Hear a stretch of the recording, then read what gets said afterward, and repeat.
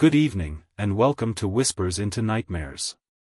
Tonight, we journey into that frozen heart of darkness to bring you 10 documented accounts of terror from America's last frontier. These are the stories that official reports try to bury, the transmissions that were never meant to be heard, and the journal entries that end in mid-sentence. Each testimony comes from those who face the unknown in Alaska's most isolated corners: emergency dispatchers, pilots, scientists, and homesteaders who learned that some mysteries are better left unsolved. If you're new to the channel, you've found a home for tales that blur the line between reality and nightmare. Subscribe to Whispers into Nightmares and ring the notification bell, so you're always here when the shadows grow long and the whispers begin. Now, steel your nerves. The temperature is dropping, the wind is rising, and we are about to step into the cold. Story 1. The Final Report, expanded and rewritten. The fluorescent lights of the Alaska State Troopers Dispatch Center in Anchorage hummed a flat, monotonous tune against the pressing silence of a February night so cold it felt like the world outside had stopped breathing. Marcus leaned back in his chair, the worn leather creaking a familiar complaint. On the console before him, screens glowed with the quiet, mundane status of a state gripped in deep freeze. At 2:47 a.m., in the dead heart of a Valentine's Day that had offered no warmth, one of those screens flared to life with an incoming call.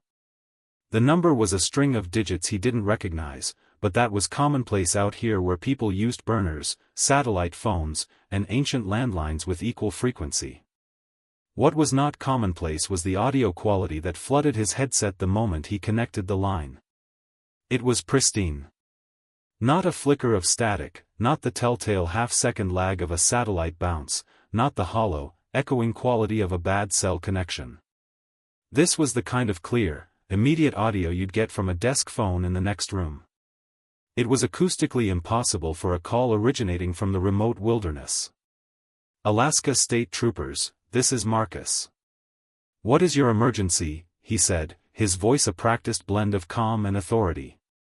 The voice that answered was male, measured, and carried the soft, rounded vowels of a Eastern European accent, though it was faint, weathered by time.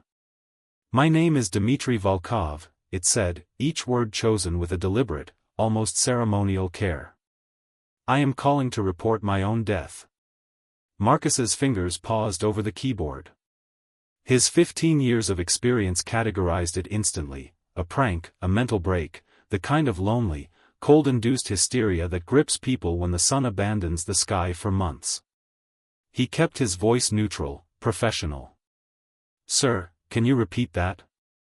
Are you indicating you are injured or in immediate danger? No, the voice replied, its calmness unnerving.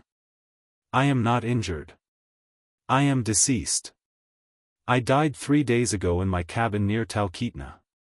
My body is still here. Someone needs to come and collect it before the wolves perform that service. The sheer, placid certainty in the man's tone bypassed Marcus's skepticism and touched something primal. He began typing, pulling up the database. The name Dmitry Volkov appeared instantly. 73 years old, lived alone, no next of kin on file. More importantly, there was a pending welfare check request filed by a neighbor 2 days prior, noting the concerning absence of smoke from Dmitry's chimney, a cardinal sin during a cold snap that had locked temperatures at 30 below for 2 straight weeks. Dmitry, Marcus said, now fully engaged, his eyes flicking between his screen and the call timer. We actually have a request to check on you. Your neighbor was worried. Are you at your cabin right now? I am at my cabin, yes. But I am not alive. The statement was delivered with the factual tone of a weather report. I suffered a cardiac event while splitting firewood behind the residence. I fell forward into the snow. The cold has preserved my physical form, but my heart ceased its function precisely 72 hours ago. A cold that had nothing to do with the weather outside traced a finger down Marcus's spine. He signaled to a colleague to patch him through to the nearest patrol unit. The estimate came back, 40 minutes, minimum, due to the brutal road conditions. He had to keep this man on the line. Dmitry, if you are speaking to me, your heart is beating. You are alive. You may be confused, disoriented. Paramedics are on their way. You are not comprehending, Dmitri said, not with frustration, but with the patience of a teacher explaining a simple concept to a slow student. I watched my own body expire. I have been observing it for 3 days. The ravens located it this morning. They began with the eyes. Marcus felt a hollow sensation in his stomach. He could hear the patrol unit's radio traffic in his other ear. They were en route, making slow progress. If you can see your body. Dmitri, where are you calling from right now? I am standing at the kitchen window, looking out toward the woodpile. The telephone receiver is in my hand. There was a long, silent pause, filled only by that impossibly clear connection. I perceive that you will not believe me until you see the evidence for yourself. That is the purpose of this communication. Someone must know what has transpired before I am no longer able to make this call. What do you mean, no longer able? Marcus asked, his pen poised over his notepad. Each day, the connection phrase. Yesterday, I could still feel the biting of the cold. Today, I cannot. Tomorrow, I do not believe I will remember how to operate this telephone. This is my final opportunity to make a proper report. For 37 minutes, Marcus kept him talking. He asked about medications, about routines, about anyone else who might be there. Dimitri's answers were consistent, detailed, and utterly horrifying in their placid delivery. He described the position of his body, the axe still gripped in his hand, the purple hue of his frozen face, the red stain in the snow where his head had struck the ground. He mentioned his neighbor's dog coming to sniff but refusing to approach. Animals recognize death, Dmitri stated. Then, the radio crackled. The patrol unit had reached mile marker 47 and was turning onto the mining road. Marcus relayed the information. Dmitri, the officers are almost there. They're going to help you. They will find my body behind the cabin.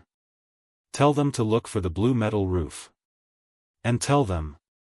I apologize for the inconvenience. The apology, so absurdly polite under the circumstances, lodged in Marcus's brain. You don't need to apologize. We're here to help. You cannot help the dead. But you can ensure my body is treated with respect. I have lived in Alaska for 37 years. I have earned the right to a proper burial. The radio transmission from Officer Martinez cut through then, sharp and urgent. Dispatch, we have a body behind the cabin. Male, elderly, deceased for several days visible. Apparent cardiac event. We need the coroner out here ASAP. Marcus's eyes snapped to his phone screen. The call was still connected. The line was still open. Dmitri? Are you still there? Silence.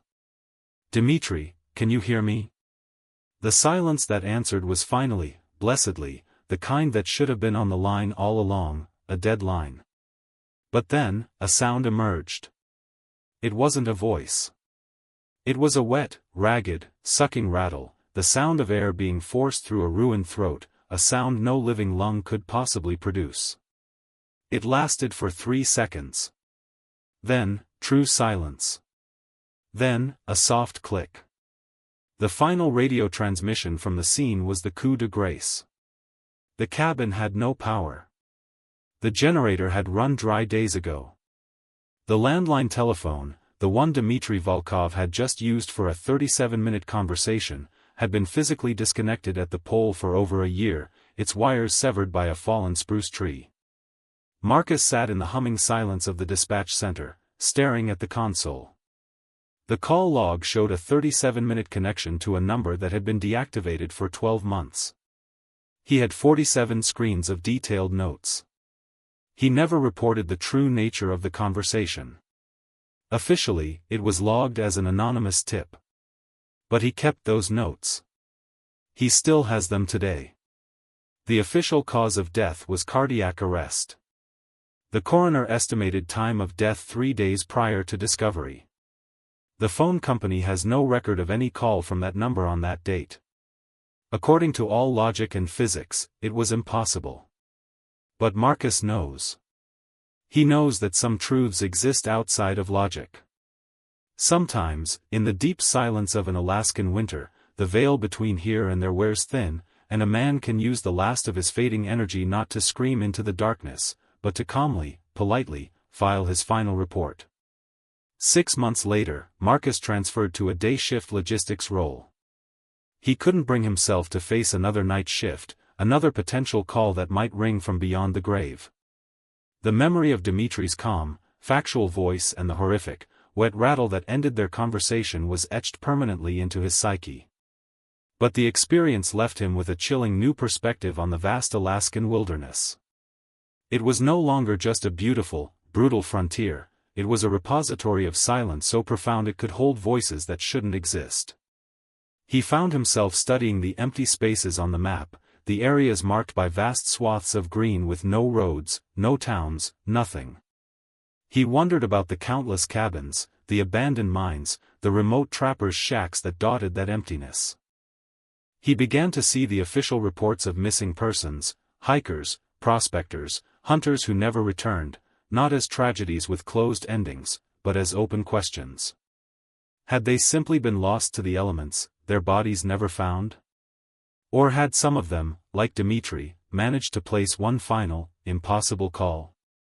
A call that, due to a lack of a Marcus on the other end, someone patient enough to listen, to believe for 37 minutes, was dismissed as static, a prank or a dream. The official story was neat, tidy, and filed away.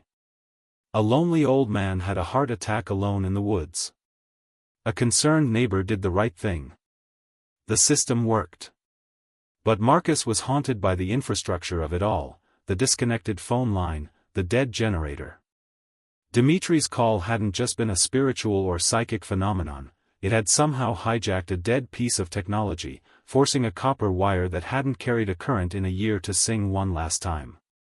That implied a will, a purpose, a need so powerful it could bend the rules of reality to be heard. He sometimes drives through Talkeetna now, not on duty, but just to look at the turnoff to the old mining road. He never goes down it. He just looks into that tunnel of dark spruce trees and feels that deep, metaphysical cold seep into his bones again. He isn't just remembering Dimitri, he is bearing witness to the idea that death might not be the absolute end we think it is. Perhaps in places where the silence is so complete, the veil is so thin, a soul's final duty isn't to move on, but to make sure the paperwork is filed. To ensure the body is found. To be a responsible citizen right to the very end, and beyond. The phone company has no record of the call. The state has no record of the conversation. But Marcus has the notes. And in the deep winter nights, he knows that out in that all-consuming silence, other phones are ringing off the hook, on lines that were cut long ago, carrying voices that are just trying to do the right thing and report themselves missing.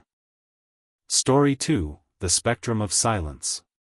Isabella Martinez didn't just photograph wildlife, she documented the soul of winter itself. To her, the comfortable, golden-hued summers of Alaska were a lie, a pretty mask the land wore to lure in the unprepared.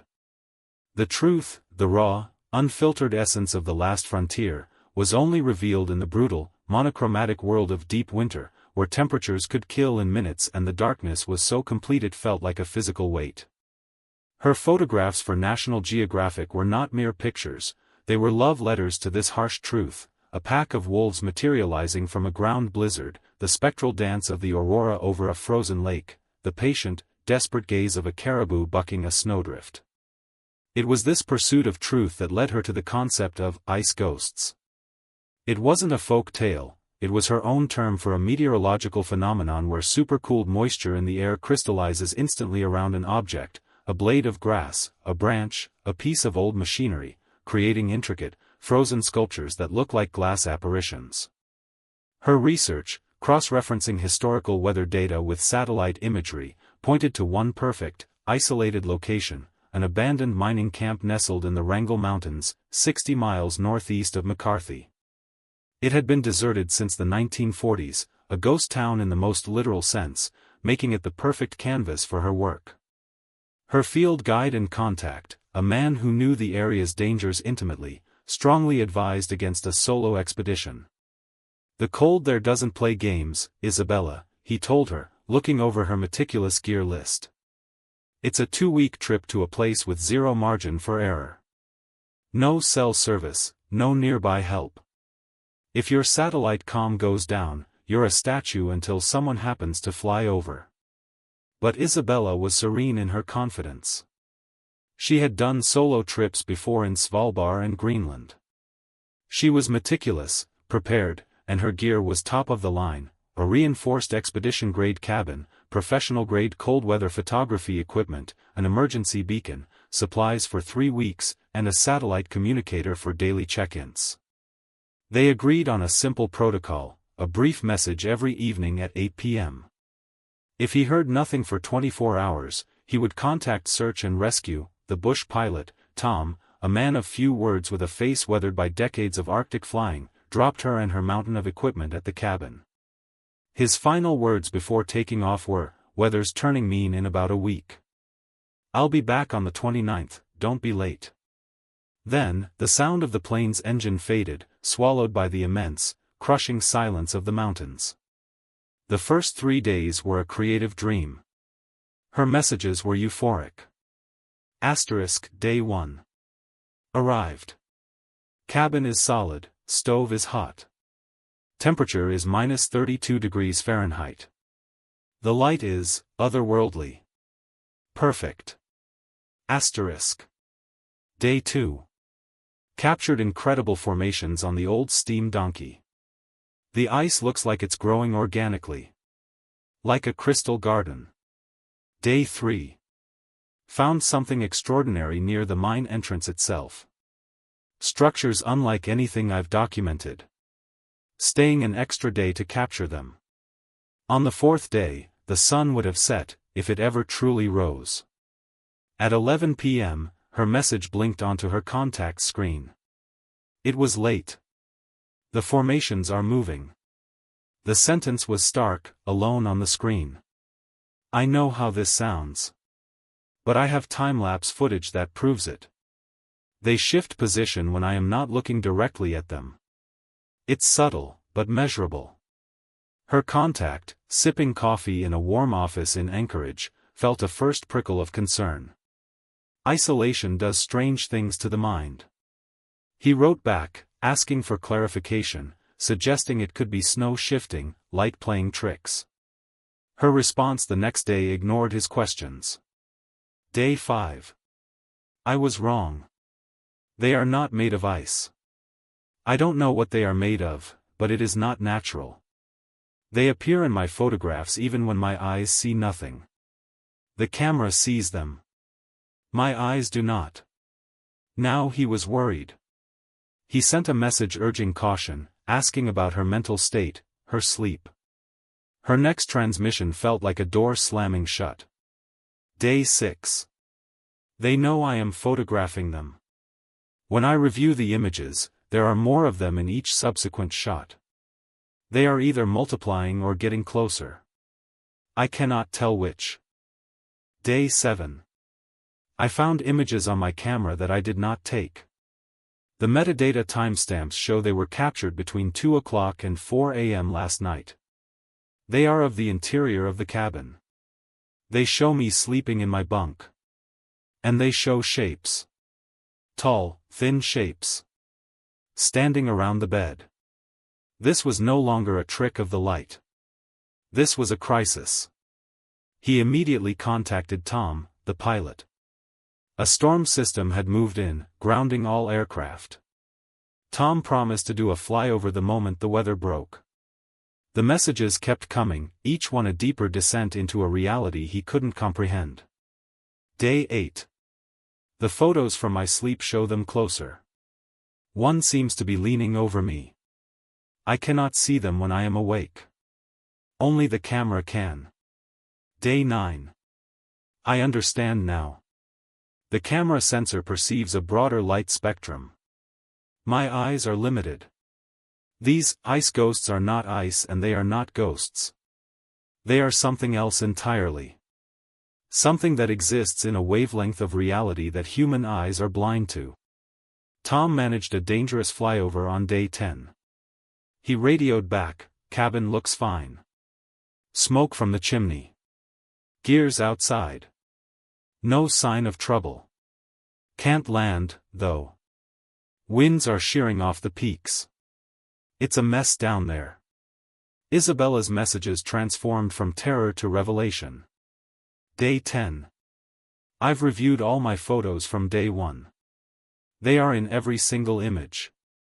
Even the first ones I took. They were here before I arrived. I believe they have always been here." Day 11. "I set the camera on a motion trigger last night. This morning, there were 847 new images. All taken between midnight and 6 a.m. All show the same thing. Dozens of them. Tall, slender figures. Some are looking in through the windows. Others are examining my equipment, my books, my food. They are curious." Just as her contact was mobilizing a rescue effort, her tone shifted again, becoming calm, almost ecstatic. Day 12. "I finally understand what they want. They want to be seen. They want to be documented. For centuries, maybe millennia, they have been here, invisible. I am the first to bring the technology that can capture them. I am giving them the one thing they lack, proof of their own existence." Her final transmission arrived on day 14. "I am staying longer. This transcends photography. This is the most important work I have ever done, or will ever do. These beings deserve to be documented with respect and precision. Tell Tom not to come on the 29th. I will contact you when I am ready to be retrieved." That was the last anyone heard from Isabella Martinez.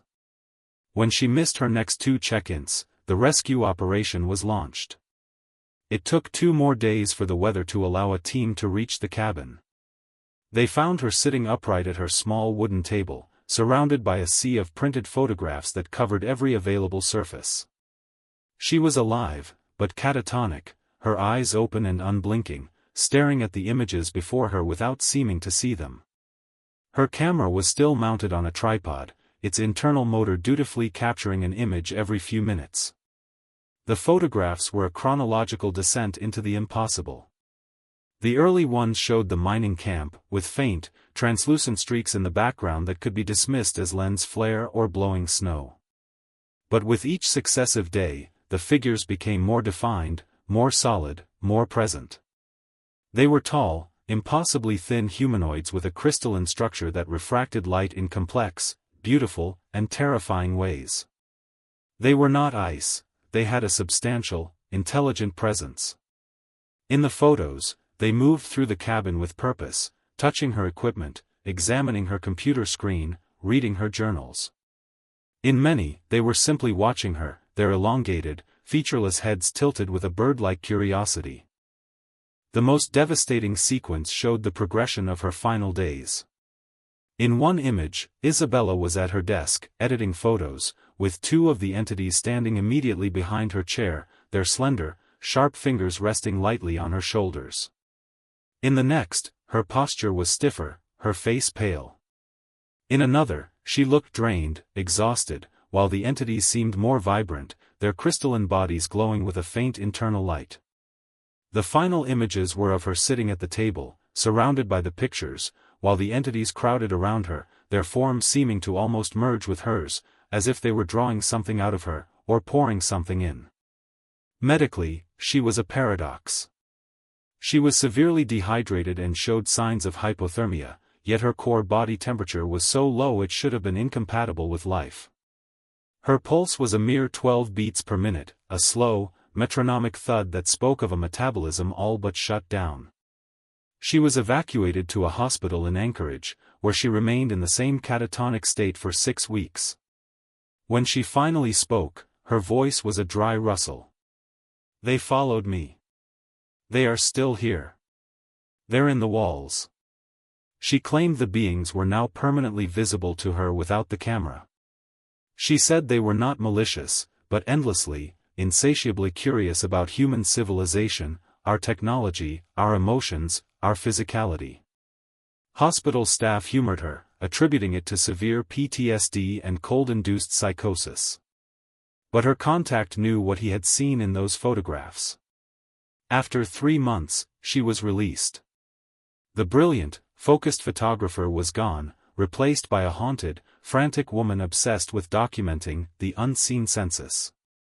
She took her camera to shopping malls, office parks, and busy street corners, claiming she was recording their silent integration into our world. Her final exhibition, The Invisible Migration, showed her photos of these mundane places, each one revealing the crystalline entities moving unnoticed among humans, standing in elevators, browsing grocery store shelves, observing children on playgrounds with their silent, patient curiosity. Then, she vanished. Her apartment was empty except for her camera equipment and thousands of photos. The last image on her camera was not of a public place. It was of her own empty bedroom.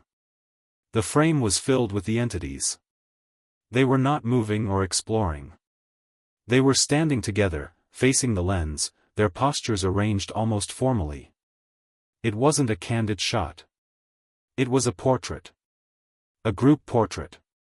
The official report is a missing person case. But those who knew her, who saw the evidence, believe Isabella Martinez completed her work. She didn't disappear.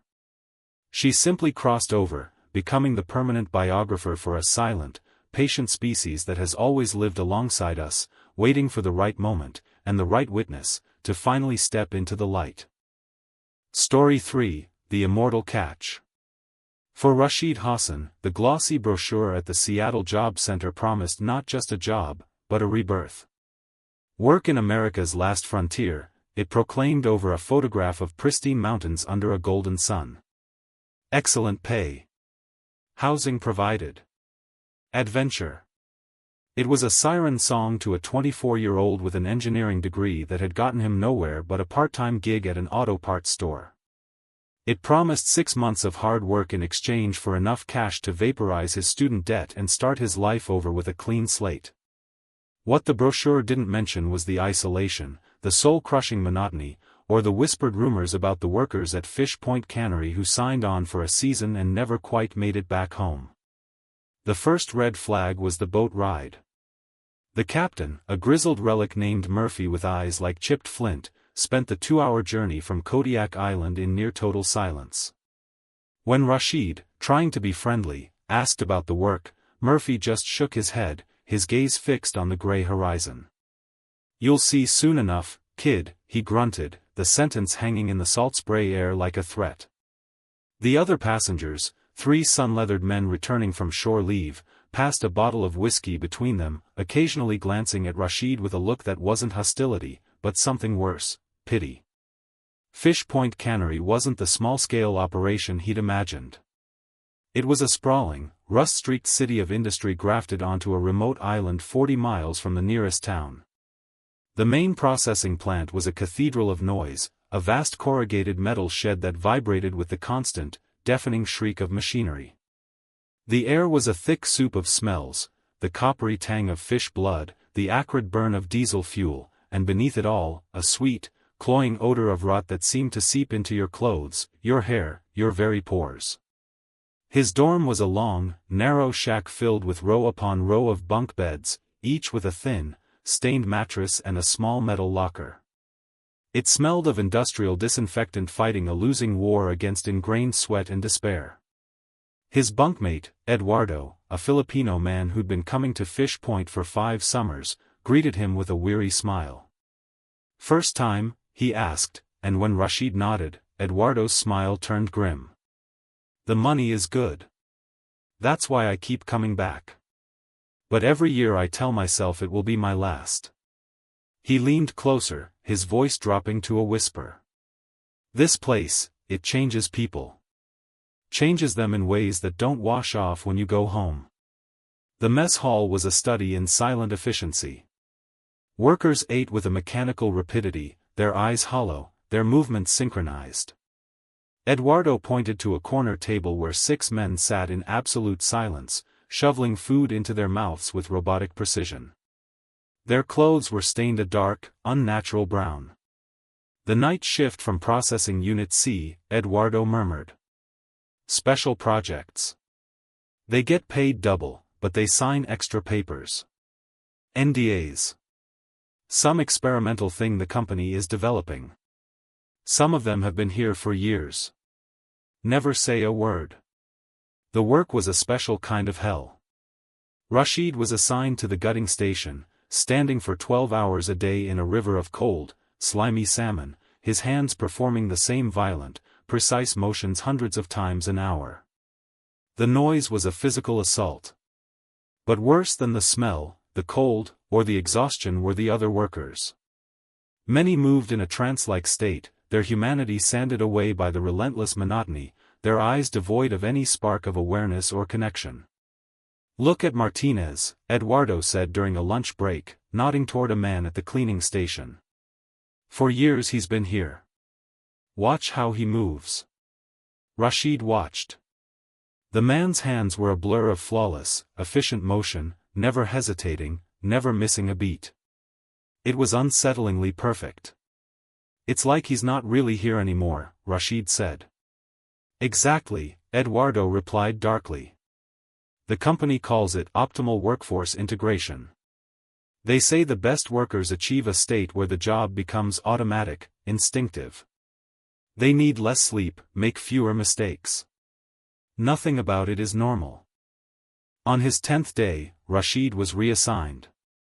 The plant manager, a thin, severe man named Stevens, offered him double pay to help with a special project on the night shift in the infamous Unit C.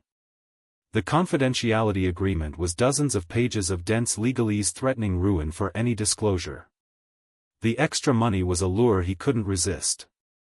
He signed without reading it carefully. Unit C was a different world. It was cleaner, quieter, more like a laboratory than a cannery. The lighting was a harsh, sterile white. The night shift supervisor, a woman introduced as Dr. Reeves, explained they were testing a new preservation solution that extended shelf life dramatically. The solution, stored in large stainless steel tanks, was clear and odorless, but it carried a faint chemical scent that reminded Rashid of formaldehyde. Workers in full hazmat suits injected the salmon with the solution. Within minutes, the fish underwent a grotesque transformation.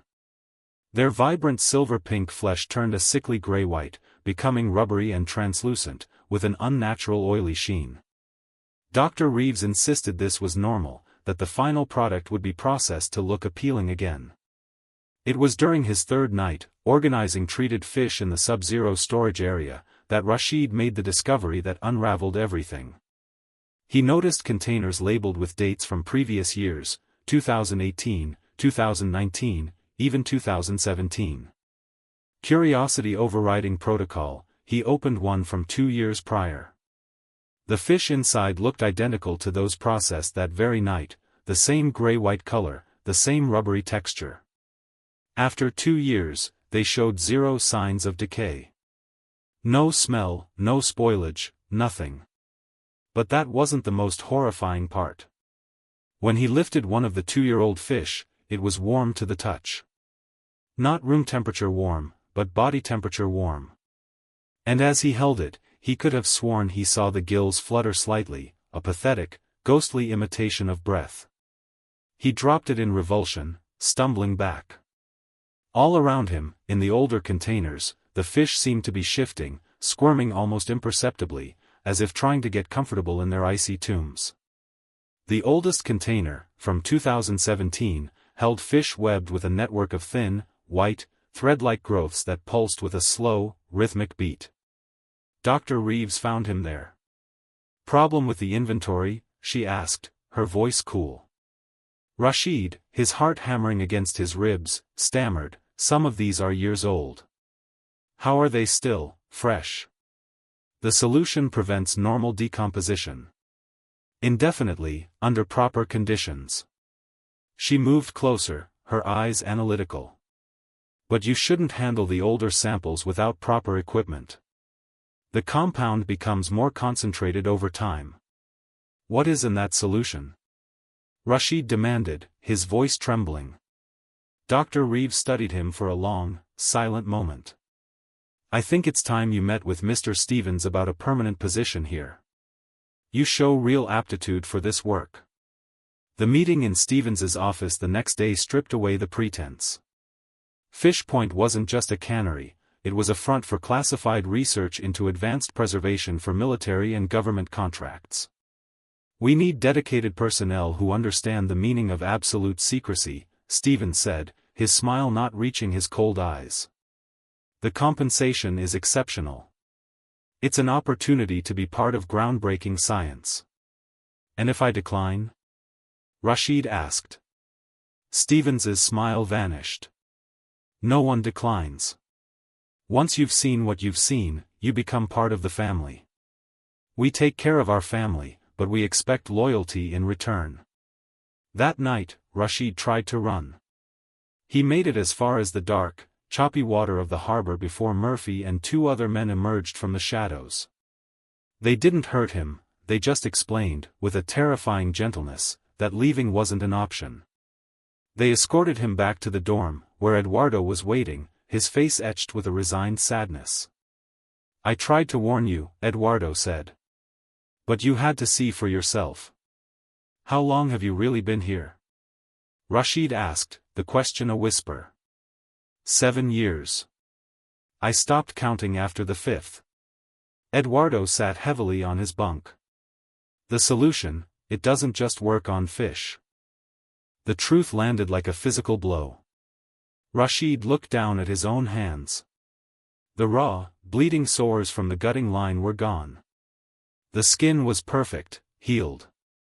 He realized he hadn't felt tired in days, despite the brutal shifts. They've been putting it in the food, Eduardo continued, his voice flat. Small doses at first. Just enough to improve performance, reduce sick days. But once it's in your system, you need more. And more. Until eventually, you can't survive without it. He gestured vaguely toward the main plant. The workers who never speak, who work like machines, they're not human anymore. There's something in between. Something the company owns. Why do you stay? Rashid whispered, the horror coiling in his gut. Because if I try to leave, I will die. The compound creates a dependency. Without regular doses, my organs will shut down within days. I'm trapped here. Until I become like them. A perfect worker. No questions. No complaints. No memories of what life was like before.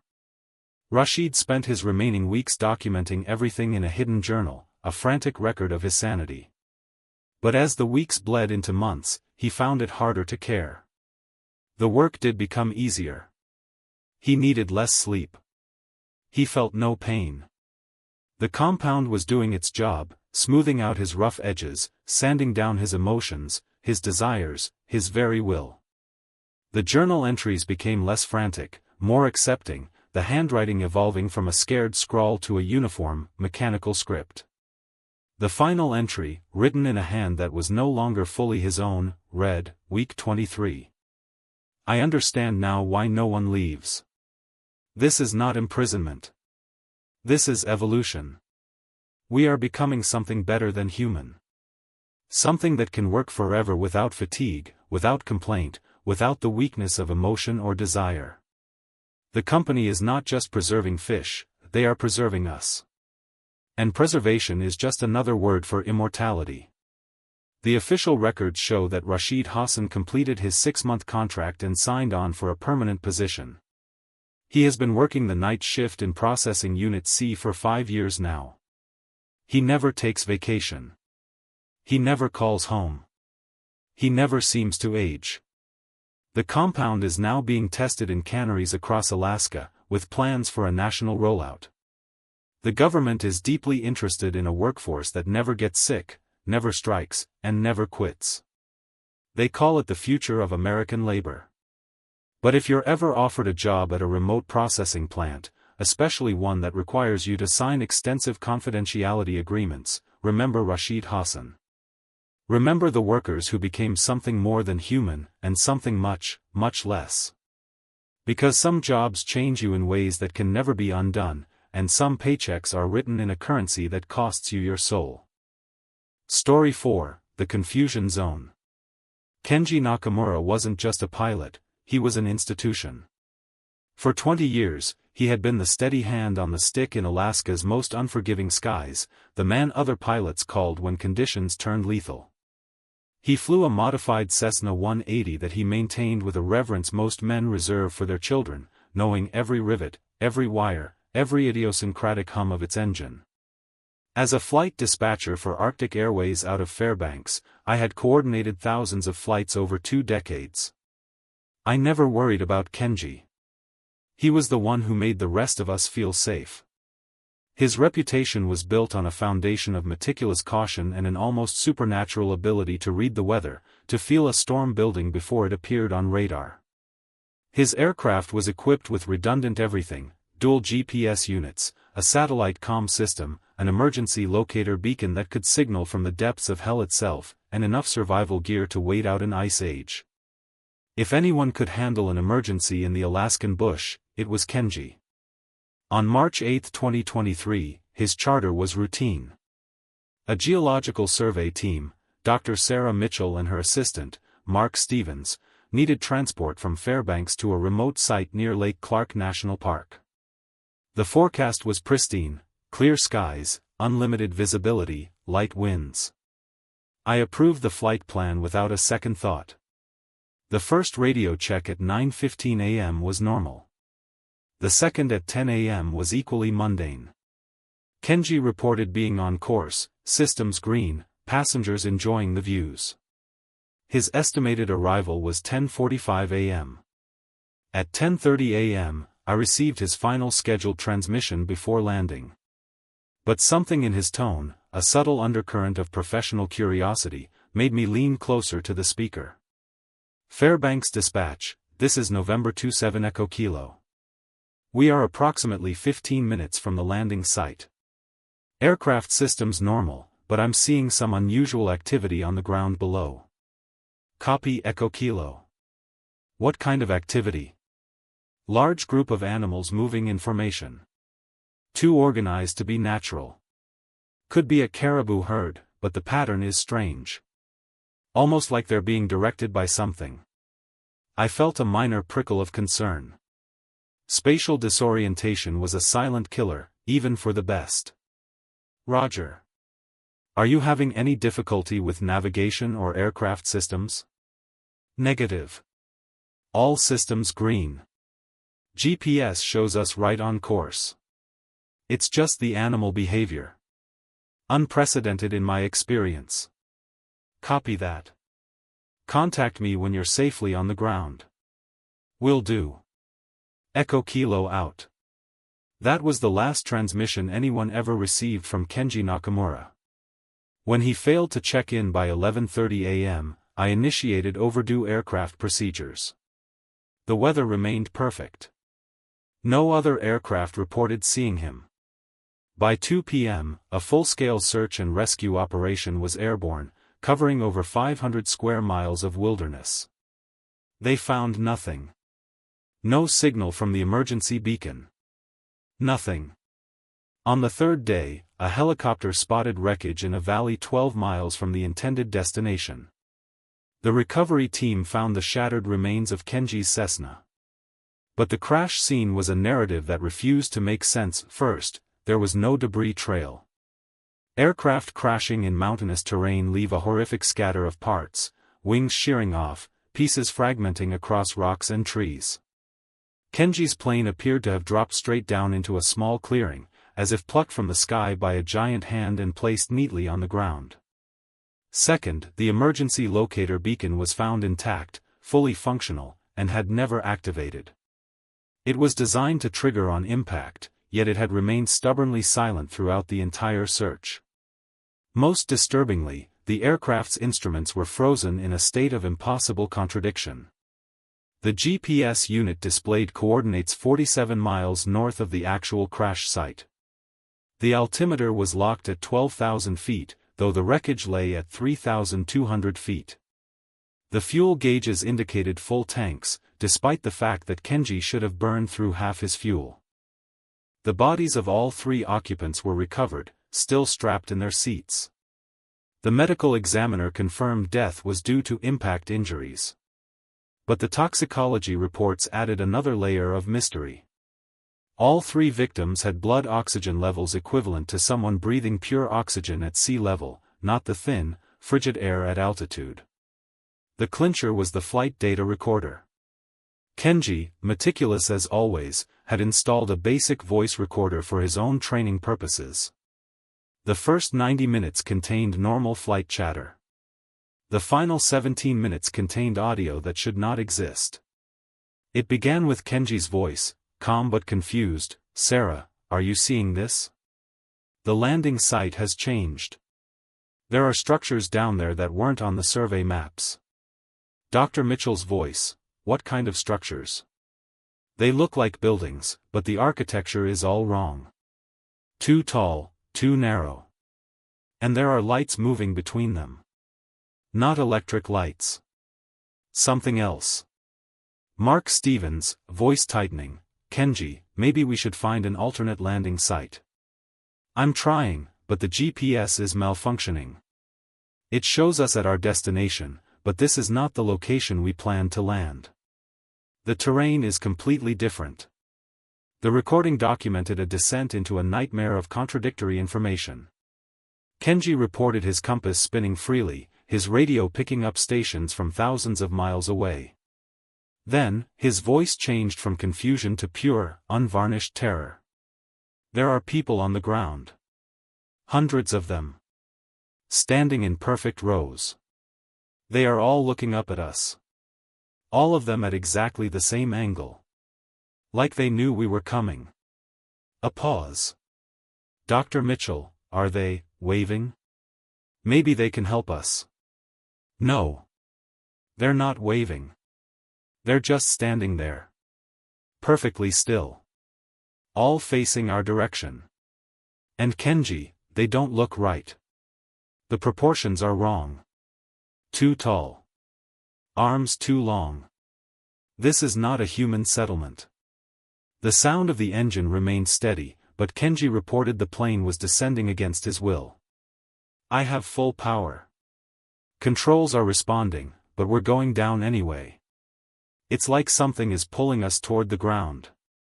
The altimeter is climbing while we descend. This is impossible."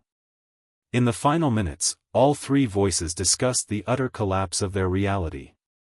Instruments showed they were gaining altitude while they visually descended. The GPS showed flat tundra while they saw jagged mountains below. Kenji reported the sun was setting in the north. His final transmission was strangely calm, a professional delivering his last report. "We are going to impact in approximately 30 seconds. I want to state for the record that none of our instruments are providing accurate information. We are not where we think we are. This is not when we think it is. And I do not believe we are going to crash where our bodies will be found." The recording ended with the sound of impact. The official investigation concluded that Kenji experienced spatial disorientation due to unexpected weather conditions, became confused, and crashed. The contradictory instruments were attributed to multiple simultaneous equipment failures, a statistical impossibility that no one could explain. 6 months later, a hiker contacted me, claiming he'd found additional wreckage in a remote valley 60 miles from the official crash site. He provided photographs of aircraft parts that matched Kenji's distinctive paint scheme. When a recovery team reached the location, they found nothing. The hiker insisted, but the images on his camera showed only rocks and fallen trees. The case was closed, but the questions remain open wounds. How did functioning instruments record impossible readings?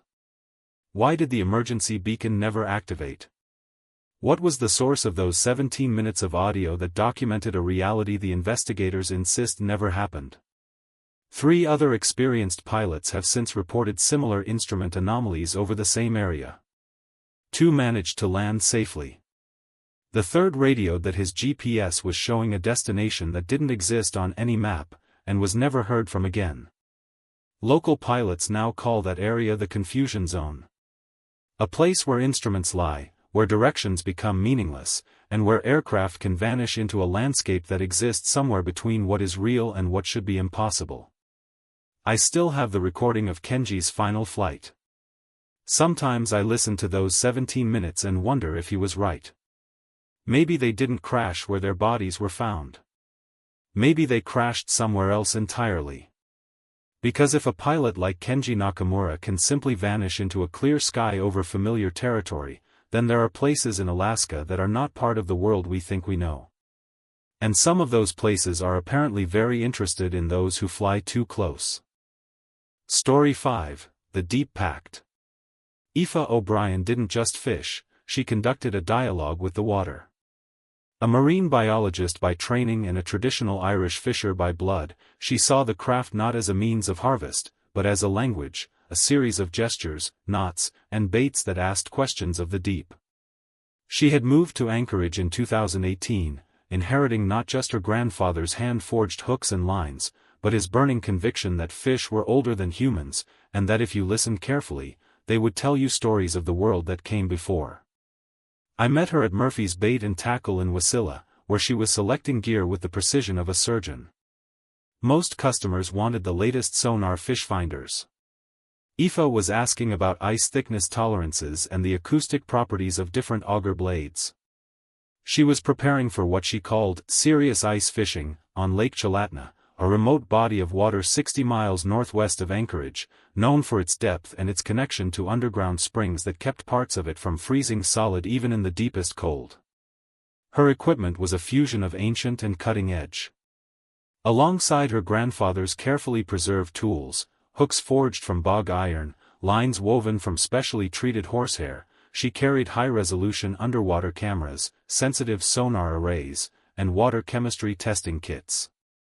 Her goal was to document the intersection of traditional knowledge and scientific discovery, to prove that her grandfather's methods, passed down through generations of O'Briens, were based on a sophisticated understanding of aquatic ecology that modern science was only beginning to grasp. In January 2022, she made her third expedition to Lake Chalatenna, venturing further onto the ice than ever before, over a section her sonar showed as a steep underwater slope plunging to depths exceeding 400 feet. The ice was a solid 3-foot-thick pane of blue-white glass beneath her feet. Her sonar pinged, mapping the abyssal drop-off below, and her cameras showed nothing but the dark, empty void of deep, frigid water. Then, her camera's lights caught something. A long, dark shape on the lakebed, about 60 feet down. At first, she assumed it was a submerged log. But as she adjusted the camera's angle and intensified the lights, a shiver that had nothing to do with the cold went through her. The object had geometric regularity. It was constructed of fitted, dark stones, forming a rectangular structure roughly 12 feet long and 4 feet wide, a stone box, or a chamber, resting impossibly on the silty bottom. "That can't be right," she muttered to the howling wind, recording video. Geological surveys stated this area had been under a mile of glacial ice until recently. Nothing human, nothing built, should be down there. Driven by a compulsion she couldn't name, Aoife decided to fish directly above it. But she wouldn't use her modern rod. She assembled her grandfather's traditional weighted line, a thing of beauty and simplicity, its hook forged by his hand decades ago. The technique was meditative, lowering the hook with infinitesimal slowness, feeling the line for the subtle vibrations that spoke of the bottom's composition. What she felt was wrong. Instead of the soft thud of weight meeting silt or the scrape of rock, the line settled with a faint, hollow tap. It resonated up the line, a clear, metallic note that shouldn't exist underwater. When she tried to retrieve it, she felt resistance. Not the dead weight of a snag, or the fighting pull of a fish. This was a deliberate, intelligent tug, as if something below had taken hold and was testing her strength. A battle of wills ensued.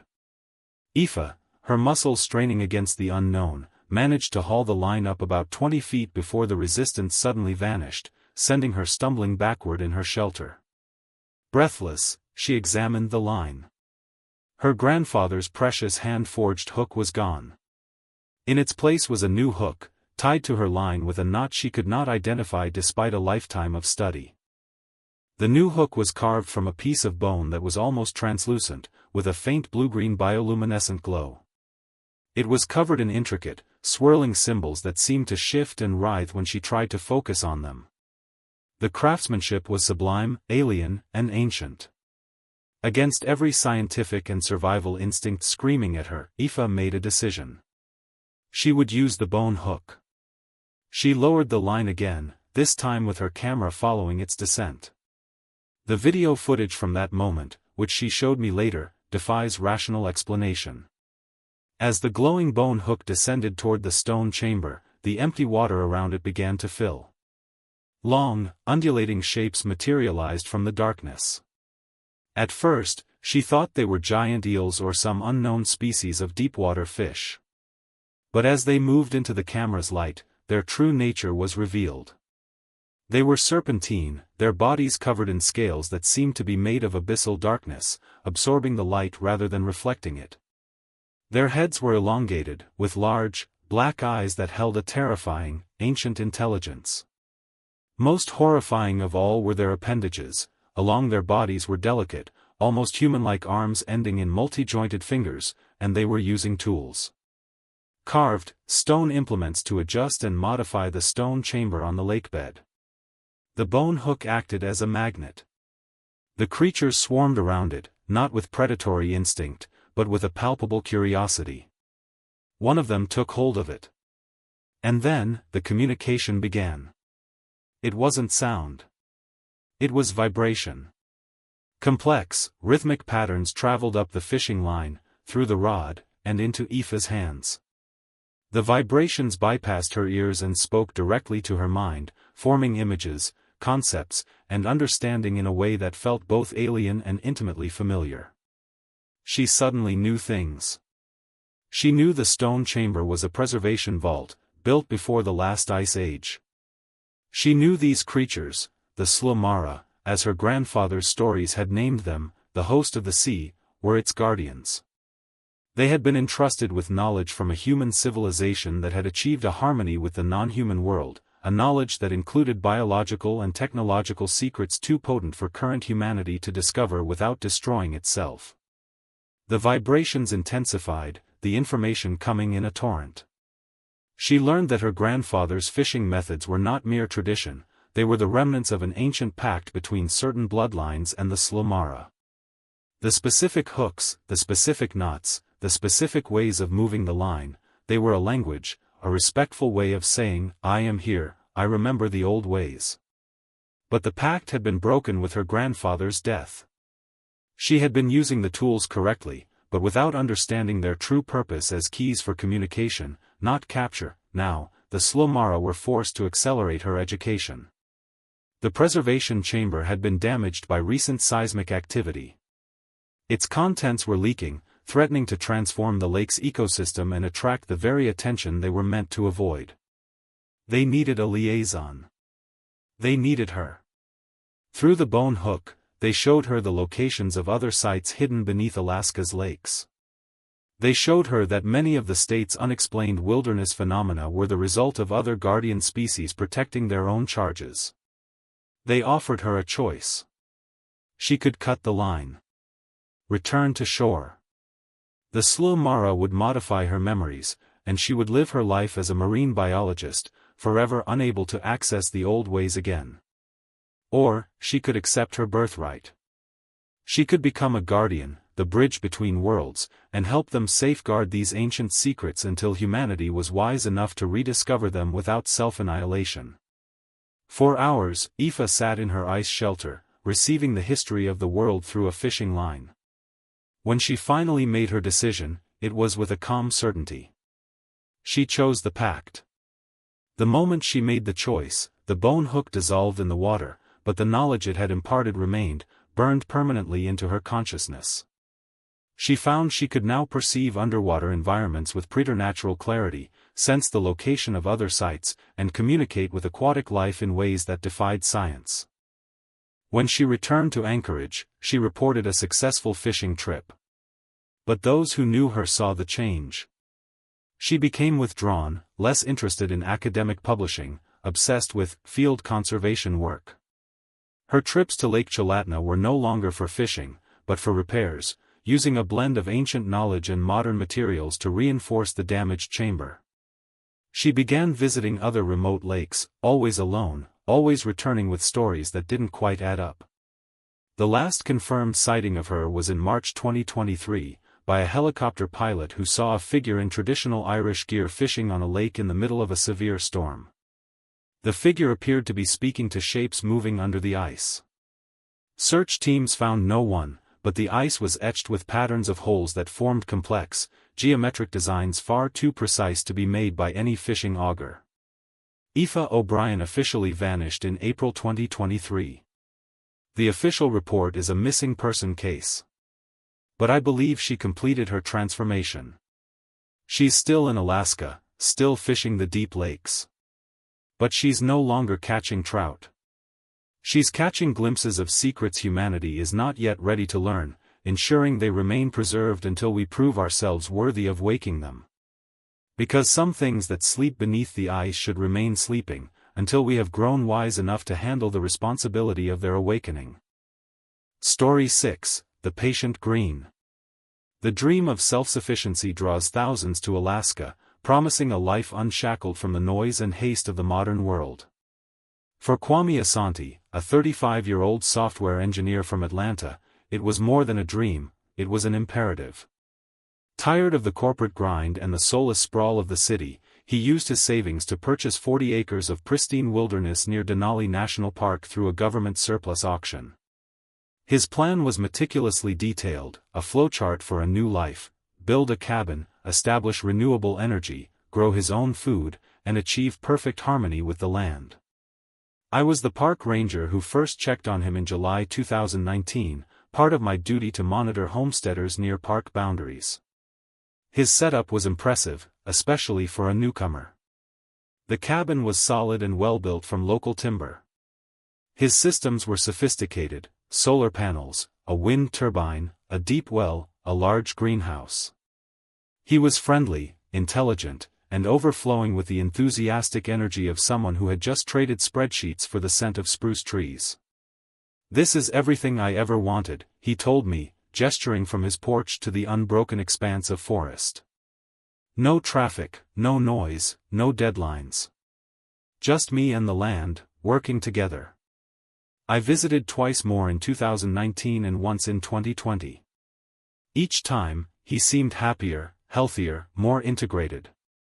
He was growing most of his own food, raising chickens, and spoke less about Atlanta and more about the subtle rhythms of the wilderness. My last face-to-face conversation with him was in September 2020. He mentioned he was considering disconnecting his satellite internet. "The land teaches you things," he explained, his eyes holding a new, thoughtful depth. "But only if you are quiet enough to listen. Most people never stop talking long enough to learn what the wilderness is trying to say." When I didn't see him during my 2021 patrols, I wasn't overly concerned. Many homesteaders become recluses. I noted smoke from his chimney during winter flyovers, a sign he was alive and well. It wasn't until September 2022, during a routine aerial survey, that I noticed something was wrong. There was no smoke. No movement. The garden was a tangled mess of weeds. The pilot landed in a nearby meadow, and I hiked to the property. The cabin was intact but abandoned. The door was unlocked. Food sat rotten on the counters, scavenged by insects and small animals. Clothes were scattered as if someone had packed in a great hurry. But his emergency supplies, the things no experienced homesteader ever leaves behind, were still there. And on the kitchen table, lay his journal, open to an entry dated March 15, 2022. The journal began as a typical homesteader's log: weather notes, crop yields, wildlife sightings. July 14, 2019, solar array operational. Surplus power. Saw a fox family near the creek. The red one is curious. November 3, 2019, first major snowfall. Cabin holds heat well. Chickens adapting. Radio contact with outside world becoming less frequent. But that was the goal. But by late 2020, the entries began to change. The handwriting, once precise and technical, became more fluid, almost organic. September 30, 2020, the trees are watching me. I know how that sounds. But after 18 months of observation, I am certain. The forest around my property exhibits coordinated behavior. Trees shift position slightly over days or weeks. The changes are deliberate. October 15, 2020, confirmed my suspicions. Using stakes and string to mark positions, I have documented systematic movement. Trees are repositioning themselves to optimize viewing angles toward my cabin. This is impossible according to botany, but the evidence is undeniable. November 8, 2020, the animals are reporting to the trees. I have observed foxes, rabbits, and birds moving in patterns that can only be described as information gathering. They approach, observe my activities, then return to particular trees, always the same trees, as if delivering intelligence. The entries for 2021 documented Kwame's accelerating isolation and his growing conviction that the forest was not just alive, but actively intelligent and interested in him. January 12, 2021, disconnected satellite internet as planned. I don't need outside communication anymore. The forest provides all the companionship and intellectual stimulation I require. Human civilization is a temporary interruption in a much larger, older conversation. March 22, 2021, spring thaw has revealed new evidence. Root systems exposed by erosion show geometric patterns too complex to be natural. The entire area is connected by underground fungal networks that facilitate communication. It's a neural network made of mycelium and root tips. June 7, 2021, made first direct contact. Was working in the garden and received a clear, telepathic communication.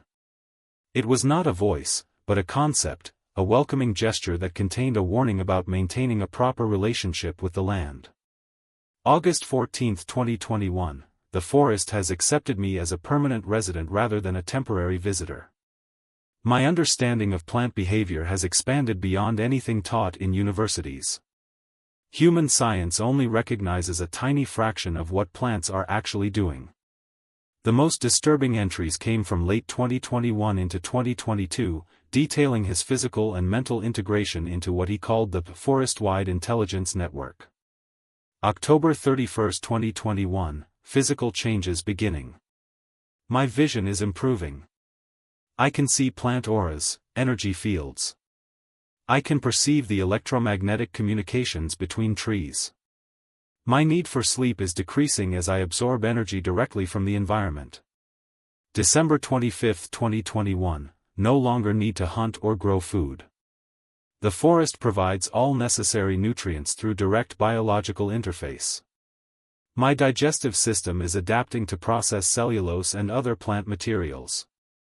February 10, 2022, skin developing chlorophyll patches that allow photosynthetic energy absorption. Hair and nails growing faster and stronger. Beginning to sprout small root-like appendages from my feet that connect with the underground fungal networks. The final entries were barely legible, the script devolving into a hybrid of writing and drawn symbols. March 1, 2022, human form becoming obsolete. The forest intelligence offers a chance to transcend individual consciousness and join the collective ecosystem awareness. We'll maintain this journal until transformation is complete for the benefit of future researchers. March 8, 2022, arms extending into branch-like appendages. Can now directly interface with tree communication systems. Individual identity dissolving into the larger forest consciousness. The process is irreversible but represents an evolutionary advancement. Asterisk. March 15, 2022, final human entry. Tomorrow, I become permanently integrated. Physical form will be absorbed into the root and fungal systems. Consciousness will join the collective awareness of this regional ecosystem. This is not death, but a transformation into a higher form of existence. I recommend sealing the property to prevent other humans from disturbing the integration process. The journal ended there. Attached were pages filled with intricate symbols that looked like schematics of root systems and cellular diagrams, drawn with what appeared to be a mixture of ink and plant matter or blood. A search of the property revealed no human remains. But I found areas where the vegetation grew in unnaturally dense and vigorous patterns. Most disturbing was a patch of soil near his garden, disturbed in a shape roughly the size of a human body.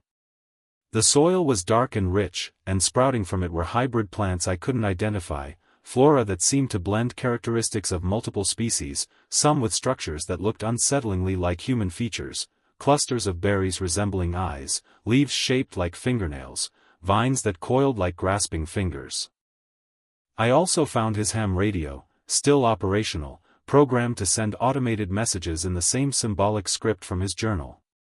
Other radio operators in the area confirmed receiving similar strange transmissions. The scientific analysis was inconclusive and terrifying. The ink in the later journal entries contained biological compounds, plant enzymes, fungal proteins, unidentifiable genetic material. Soil samples from the property revealed root and fungal networks of unprecedented complexity and density, forming underground connections that extended far beyond his 40 acres.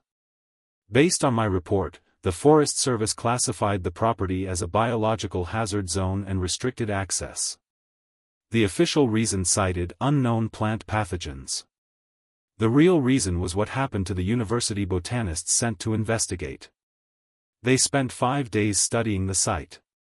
When they emerged, all three reported experiencing plant telepathy, direct communication with the forest that provided complex ecological information. Their scientific understanding was revolutionized, but their reports were filled with theories that contradicted established botany. They described plant intelligence networks, interspecies communication, and biological processes that had no basis in peer-reviewed science. They recommended the site be designated a botanical contact zone and volunteered to establish permanent research stations there. Within 6 months, all three had resigned their posts and disappeared into the wilderness. Kwame Asante's homestead remains sealed. Satellite imagery shows the vegetation on his property growing in patterns that form unnatural, geometric structures resembling buildings or communication arrays. Local hunters report animals in the area acting as sentries, actively protecting the sealed property from human intrusion. But the most disturbing part is the spread. Other isolated properties throughout Alaska have reported similar phenomena: unusual plant growth, intelligent animal behavior, and the unexplained disappearance of homesteaders who live too close to untouched wilderness. The pattern is always the same: isolation, communication, integration. The official position is a combination of psychological isolation and coincidental biological anomalies. But I've read Kwame's journal. I've seen the soil that grew flesh-like plants. I know the truth. There is something in Alaska's wilderness that is patient, intelligent, and always watching. It isn't hostile. It's recruiting. It's looking for individuals who are ready to transcend their human limitations and become something more integrated, something permanent. Kwame Asante wasn't the first. And he will not be the last. For those who seek true solitude in Alaska's deepest woods, the forest is always ready to offer them a home. It will never let them be lonely again. Because sometimes, the land doesn't just teach you. Sometimes, it decides to keep you. Story 7, The Aurora Sentience. Dr. Ingrid Johansson did not merely study the aurora borealis, she sought to converse with it. A leading atmospheric physicist from the University of Stockholm, she had spent 15 years deconstructing the electromagnetic poetry of the Northern Lights, but her theories always ventured beyond the academic. She believed the auroras were not just passive plasma, they were a manifestation of something far more complex, a form of organized consciousness that existed within the upper atmosphere's electrical storms. I knew her professionally as a technical coordinator for the National Science Foundation, helping international researchers establish facilities in extreme environments. Ingrid's project was her life's work, to position an array of hypersensitive monitoring equipment directly beneath an aurora corridor, a region north of Fairbanks where the lights manifested with unusual frequency and intensity. Her goal was to prove her controversial hypothesis, that certain auroral displays exhibited coordinated behavior suggestive of intelligent communication. The site was a desolate plateau 150 miles north of Fairbanks, accessible only by helicopter during a narrow weather window. Her winterized laboratory was a masterpiece of self-sufficiency, powered by generators and heated by propane, stocked with enough supplies for 8 months of isolation. Her equipment was the finest in the world, spectrometers that could read the chemical signature of a single photon, magnetometers sensitive enough to feel the magnetic heartbeat of the planet, and high-speed cameras capable of recording the lights in multiple electromagnetic spectra invisible to the human eye. I flew her and her team out in November 2021.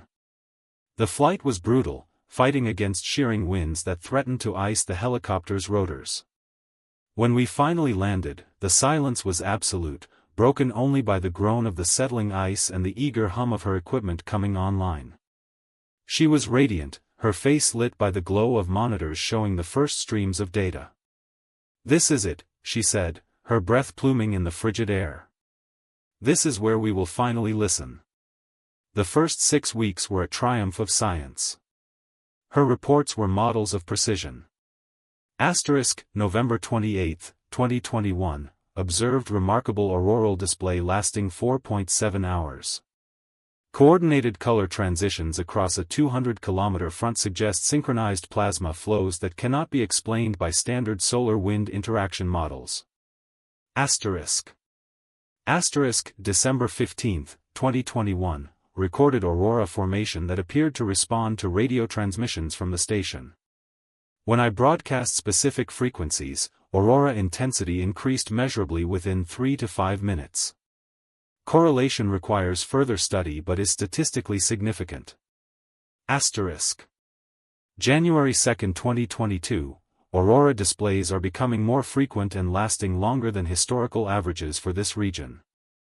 Beginning to observe consistent geometric patterns in the light formations, hexagonal grids, parallel bands, that suggest an underlying organizational structure, not random chaos. By late January, the tone of her reports began to shift, veering from observation into revelation. Her supervisors in Sweden grew concerned. January 24, 2022, the aurora formations are definitively responding to my equipment. Adjustments to spectrometer frequencies result in immediate, corresponding color shifts in the lights. Directional antennas seem to focus the activity. This implies a real-time, two-way interaction between terrestrial technology and the atmospheric phenomenon. February 3, 2022, I have discovered embedded information patterns within the light sequences. Frame-by-frame analysis of high-speed photography reveals recurring, complex sequences of light pulses that resemble a data transmission protocol. The patterns are too sophisticated and consistent to be random electromagnetic noise. February 12, 2022, successfully decoded portions of the light patterns using signal processing algorithms. The embedded information appears to be three-dimensional mapping data, showing the locations of other, similar electromagnetic anomalies throughout Alaska. The lights are providing us with coordinates. Her supervisors, alarmed by her isolation and the direction of her findings, tried to send additional personnel.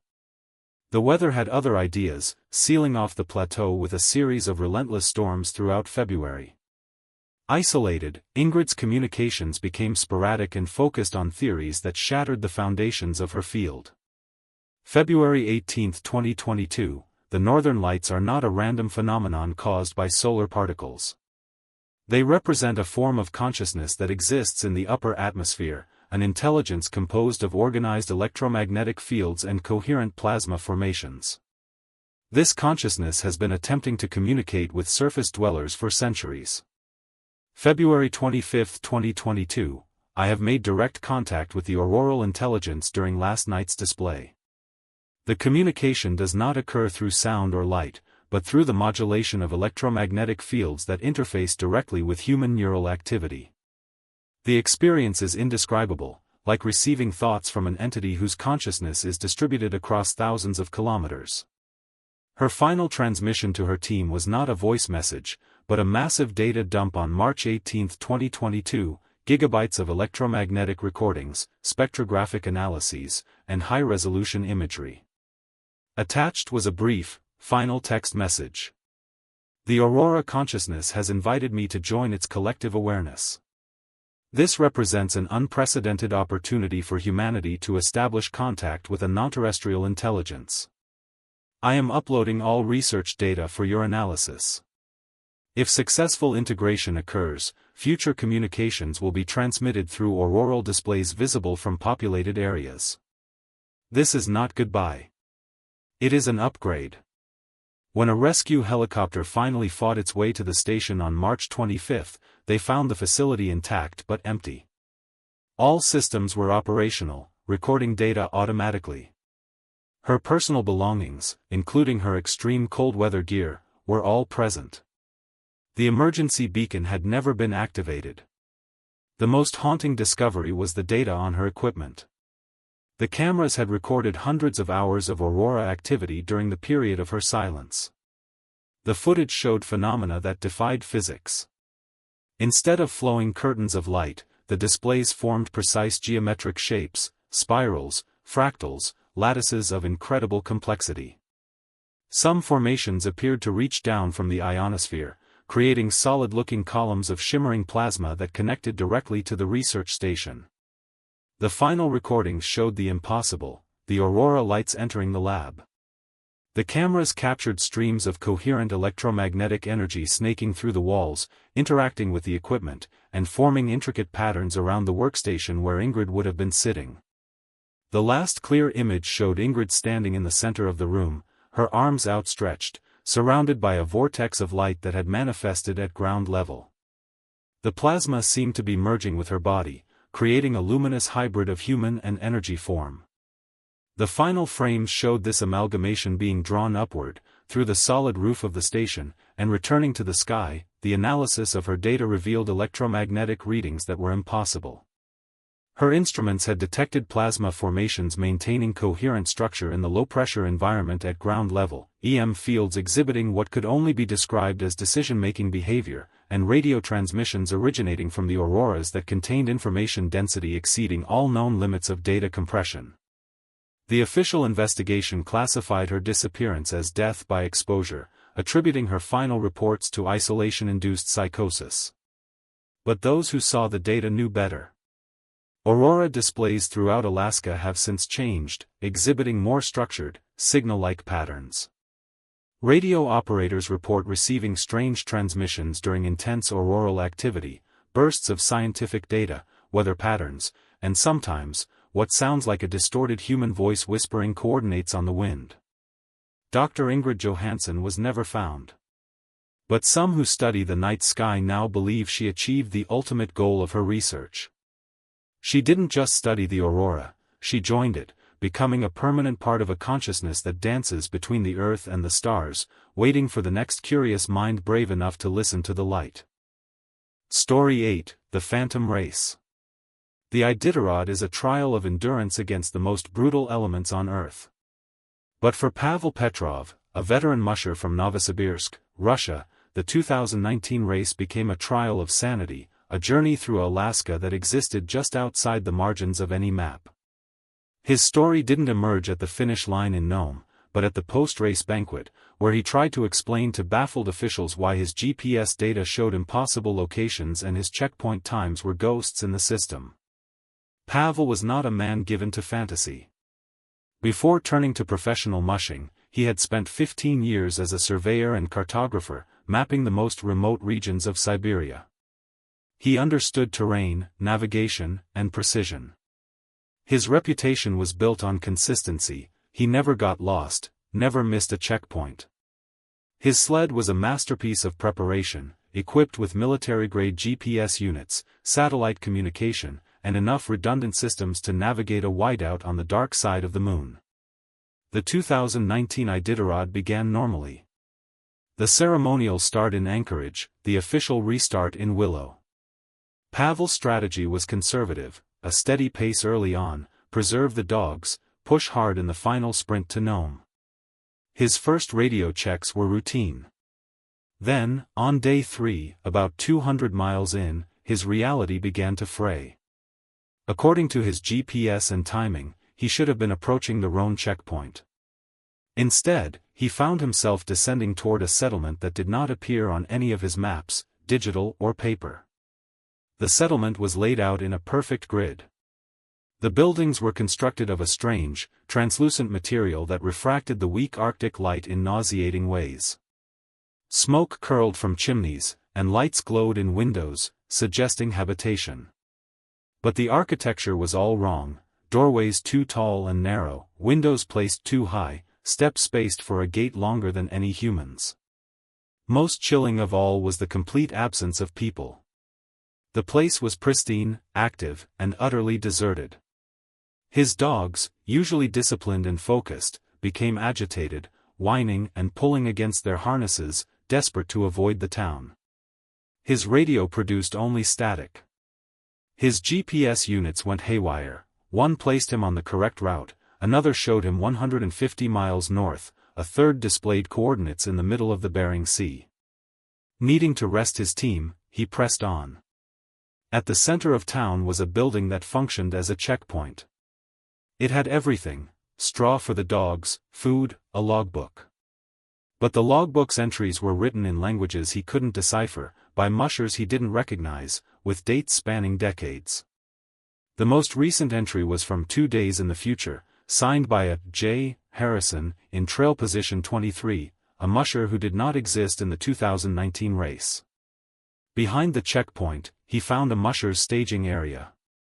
Dozens of sleds were parked in neat rows, but their designs were alien, runners that curved in impossible arcs, harnesses made of shifting, chromatic materials. Adjacent was a kennel holding hundreds of sled dogs. These animals were larger, their eyes reflective like mirrors, their coats seeming to absorb the snow around them. They moved with an eerie, perfect coordination, and when they communicated with Pavel's team, it was not through barks or howls, but through a harmonic, melodic sound that seemed to carry complex information. His dogs calmed instantly, as if receiving detailed instructions that he chose a trail out of the 7 now branching before him, one that felt most familiar. After several hours, he emerged onto the actual Iditarod trail and pulled into the real Rhone checkpoint, right on schedule. Officials had no record of any delay. His GPS data, when downloaded, showed a perfect, uninterrupted path from the previous checkpoint. The phantom settlement had left no trace in the official record. This pattern repeated throughout the race. At intervals, he would encounter these phantom checkpoints, always appearing when his dogs were tired or his supplies low. They were more advanced than the official stops, offering futuristic amenities, self-heating cabins, food that never spoiled, equipment that seemed to repair itself. The other mushers at these stops claimed to be racing in events like the Polar Circuit Championship or the Arctic Endurance Series. They spoke of races that had no beginning or end, that looped through landscapes that changed season and geography at will. At a phantom checkpoint near the Yukon River, he met a musher named Anderson, who claimed to have been racing in this parallel system for 20 years. The official races are training exercises, Anderson explained in a cabin that appeared to be made of crystallized ice. They identify mushers with the potential to compete at levels most people can't imagine. But to race here, you must give up your attachment to conventional reality. Anderson showed him trophies from races like the Transdimensional Arctic Circuit and the Quantum Navigation Series, made from materials that shifted between solid and light. Pavel's dogs adapted better than he did. They instinctively knew how to navigate between the real and phantom trails, how to interact with the strange dogs, how to pace themselves for a race where time and distance were fluid concepts. As he approached Nome, the phantom trail began to merge with the real one. The final phantom checkpoint materialized not as a place, but as a choice, presented to him by a figure that was more shadow than man. Complete the official Iditarod and return to the world he knew, or step fully into the phantom racing system and compete forever in events that challenged the very laws of physics. Pavel Petrov, a man of maps and measurements, chose the finish line in Nome. He crossed it in 47th place, with a time that was perfectly consistent with his predicted schedule. His official GPS data was clean. His story was dismissed as a hallucination born of sleep deprivation and extreme cold. But he returned to Russia knowing that the Iditarod, and perhaps all Arctic travel, exists at a crossroads of realities. The official race is just the surface layer. Beneath it, the phantom races continue, run by mushers who accepted the alternative, competing in events that have no end, on trails that wind through Alaska that is infinitely stranger and more vast than any map will ever show. On quiet nights, when the aurora dances over his kennels in Novosibirsk, he sometimes wonders if he made the right choice. Because somewhere out there, in the silent spaces between the trees, the race never ended, and the true champions are still running. Story 9, The Echo Chamber. Dr. Amara Okafor's research was supposed to be a 6-month mission to study a curious atmospheric anomaly.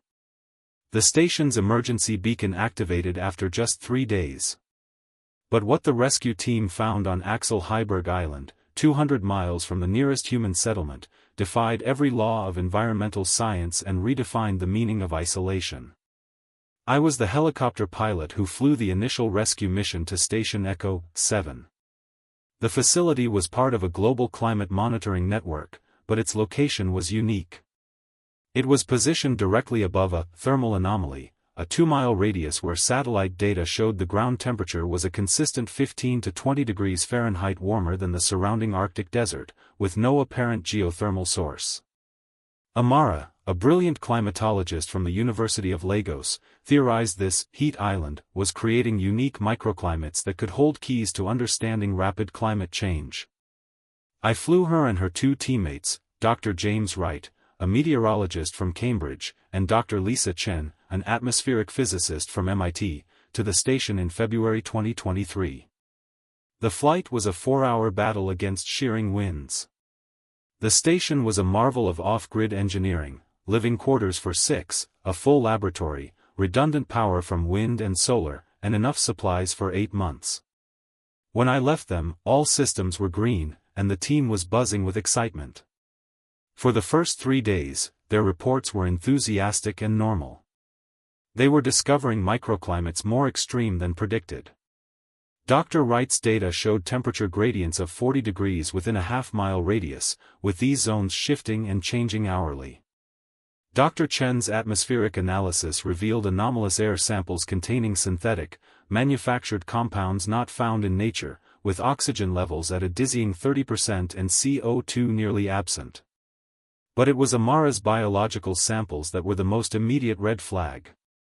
Despite the surface being a frozen wasteland, her soil cores revealed thriving tropical and subtropical plant life and microbes, organisms that should have been flash frozen in the minus 60 degrees Fahrenheit temperatures.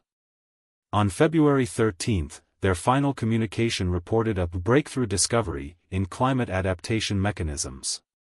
Amara mentioned evidence of directed environmental modification. Then, they went silent. On February 15, the emergency beacon activated, signaling a catastrophic failure of life support systems. The flight to Echo 7 through a brewing blizzard took 6 hours and pushed my helicopter to its absolute limits. What we found was not a station in distress. It was a station at the center of a miracle, or a catastrophe. Despite the active blizzard and sub-zero temperatures just a few hundred yards away, the immediate area around Station Echo 7 was experiencing a balmy, humid 50 degrees Fahrenheit. There was no snow on the ground. Lush, green grass and vibrant tropical flowers grew around the buildings. The air smelled of damp earth and blooming jasmine. We entered the station expecting to find frozen bodies. Instead, we found Amara, James, and Lisa in perfect health, working calmly in their lab. They claimed they had not activated the beacon and were unaware of any distress signal. But their condition was medically impossible. They looked healthier than when I dropped them off. Their skin glowed, they had gained healthy weight, and they radiated an energy that was almost frenetic. When asked the date, they gave answers that were weeks in the future. The lab equipment showed readings that defied physics. The internal atmosphere had 40% oxygen and sea level pressure. Tropical plants grew in specimen containers. Their notes described the discovery of adaptive environmental bubbles and a climate modification node beneath the station that could be controlled using their atmospheric equipment. Outside, I saw the proof. The boundary of this artificial spring was razor-sharp. I could stand with one boot in warm grass and the other in a raging Arctic blizzard. Dr. Wright demonstrated control by adjusting his meteorological instruments. As he changed settings, we watched the temperature gauge on my helicopter's dash jump 15 degrees, and the green, living border visibly expanded outward. Their attitude was the most disturbing part. They were ecstatic about their discovery, insisting it was the solution to global climate change. They could create perfect, stable environments anywhere. They dismissed concerns about the energy source powering this bubble. Readings showed it was drawing power equivalent to a nuclear reactor from an unknown source, or the atmospheric disturbances we were detecting hundreds of miles away, where weather patterns were becoming chaotic and unstable. When confronted with this, Amara argued that temporary global disruptions were an acceptable price for saving the planet. They refused evacuation, believing they were on the verge of saving humanity. The decision was made for them when Dr. Chen's instruments detected imminent, cascade failure in the system. The artificial environment was becoming unstable and could collapse instantly, flash freezing them. Faced with this, they reluctantly agreed to evacuate but insisted on bringing hundreds of biological samples. As we flew away, I watched through the cockpit window as the miracle unraveled. The vibrant green grass withered and blackened in seconds. The tropical flowers turned to brittle ice sculptures. The blizzard rushed in to reclaim the station, erasing all evidence of the spring that never was. The researchers were debriefed and their findings classified. They were separated and reassigned to prevent further collaboration. But within months, similar environmental anomalies began appearing at other Arctic research stations. Scientists reported discovering natural, climate control systems they could activate, creating bubbles of altered reality that would inevitably expand, destabilize, and collapse. Dr. Amara Okafor never gave up her obsession. She was last seen trying to secure funding to return to the Arctic, to continue what she called the most important environmental work in human history. Station Echo 7 remains closed, monitored by satellite. The official reason is unstable geological conditions. The real reason is far simpler, and far more terrifying. We stumbled upon a thermostat for the entire planet, and we have no idea who built it, how it works, or what happens if we turn it all the way up. Some discoveries prove that the environment isn't just something we live in. It's something that can be edited. And we are frighteningly clumsy editors. Story 10, The Final Transmission. Lucas Romano's final transmission didn't just break the rules of amateur radio, it shattered the fundamental laws of physics and consciousness. For 28 years, he had been a fixture in the Fairbanks ham radio community, operating his station KL7R from a workshop cluttered with custom-built amplifiers and antenna arrays that pushed the legal limits. A retired electrical engineer, he wasn't just a hobbyist, he was a pioneer, obsessed with a single question: what if the auroras weren't just a light show, but a form of communication? His workshop was a shrine to this obsession. It was filled with modified equipment that existed in a legal gray area, amplifiers that could punch a signal through a solar storm, antennas tuned to frequencies most equipment couldn't even perceive, and modulation devices of his own design.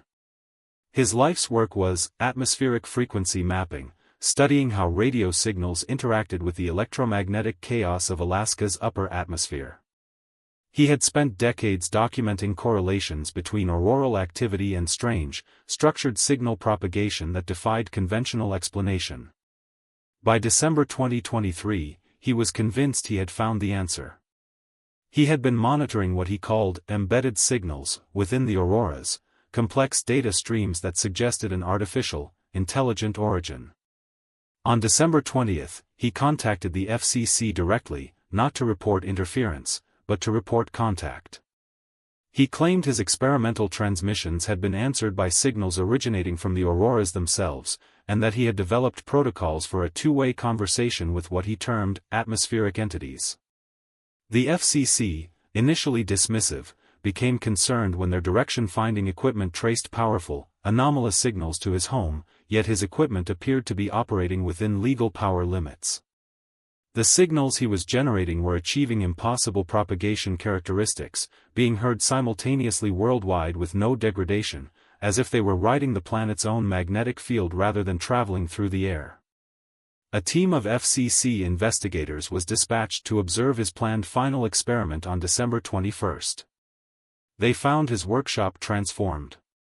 It was no longer an amateur radio shack, it was a laboratory.